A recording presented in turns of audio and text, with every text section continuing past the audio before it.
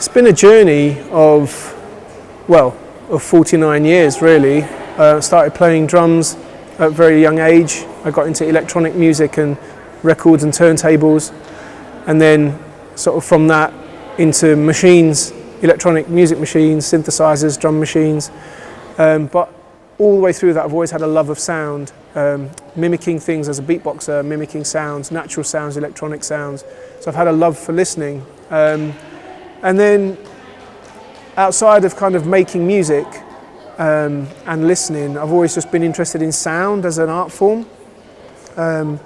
So yeah, it's kind of the last sort of say 30 years has been kind of more of an exploration of sound in lots of different creative areas, as opposed to just creating music in that way. And then so now that's kind of also joined the repertoire of what I do creatively. So there's sound art, there's music, there's production, there's facilitation. I wouldn't really sort of personally say that I specialise. I have a love of frequency and a love of sound and music. And I've always been intrigued by the potential of listening, you know, and the different ways of listening and the different things to listen to.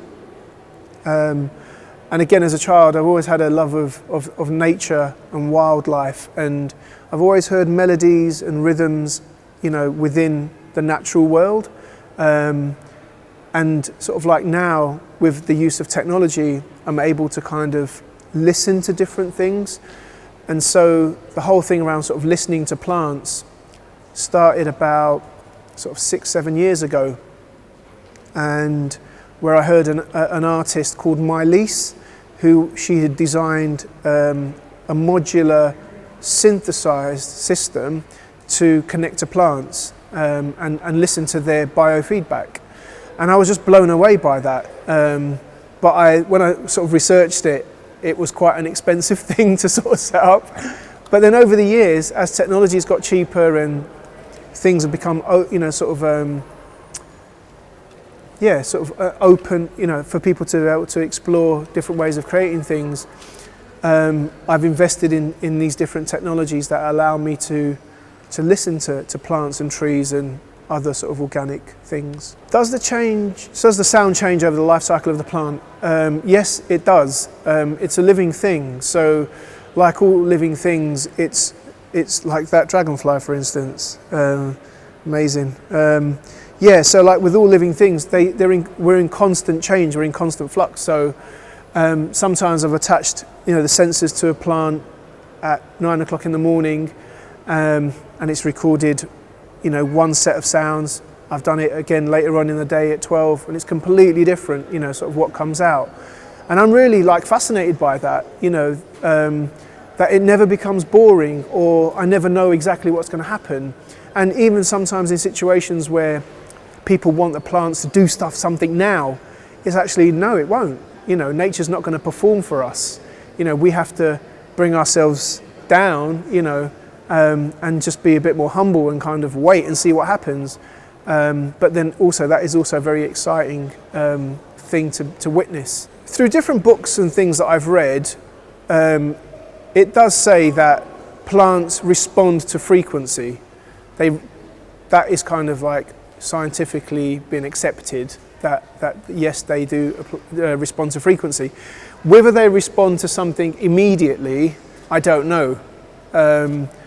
But with the sort of stuff that I do with creating soundscapes from plants and trees, I've witnessed some very incredible stuff. You know, I did a performance at Kew Gardens, and there was a soprano singer, opera singer, who was call and responsing, you know, with a plant. And to me, to hear that was incredible, that one person would sing a range of notes, there'd be a slight pause, and then the plant would generate a range of notes with a pause, you know, and everybody who was in that room was profoundly affected by experiencing that. And what's been really lovely about recording the plants here is that it's just been really unexpected as to like the kind of music that's come out.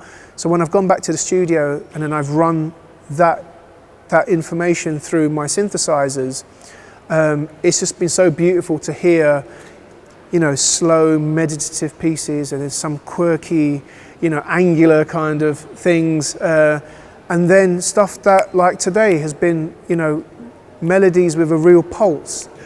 For me, as an artist, nothing is separate. I've never accepted, the visual world is separate to the audio world, or the world of taste is separate to the world of, sound. They all have a relationship with each other. The challenge that I've always kind of wanted is creating experiences where people's sight and sound come together. So you're not, hey, I'm just listening to a sound piece, which is, accompanying a visual piece. I'm always trying to find ways of creating enough space sonically so that whatever the eyes are perceiving isn't overwhelmed, and vice versa. So that challenge is fascinating, I haven't worked at this scale before, and it's incredible for me and a privilege for me to actually be in a situation like this, where this is a daily thing for people. This is a daily space that people pass in and out, and there's the retail environment.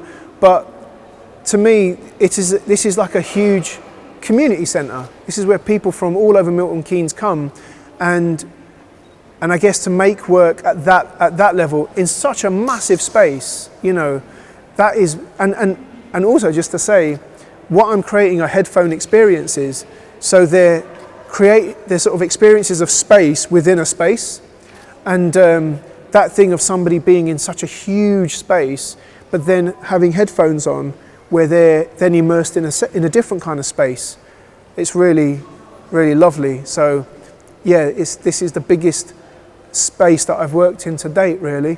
I mean, that every time I've visited Milton Keynes and Centre MK, I'm interested in kind of how people move within a space, And so from talking to people in Centre MK, the acoustic of this space, how sound travels through it, listening to all the other ambient sounds that go on in there, all of these things I take into consideration when I'm sort of thinking about how will something sound, even if it's through a headphone experience. If you take your headphones off and then you're back in the room, what will that do to people? And also the other way around, of like when people are coming in and they might have pushing something, or they might be wheeling something, or they're just walking through. When they go into this world, that transition from being in Centre MK into their own head, alongside this huge installation, to me, I'm always conscious, or trying to be as conscious as I can, about all those kinds of things that are happening. So yeah, there's a whole range of things that are sort of going into that process. It's not just about what you experience, but even now, like there's a melody of scent that's just moving across, that in such a huge space. So to me, all these things are playing a part in how I think about the sound alongside, something that's happening visually.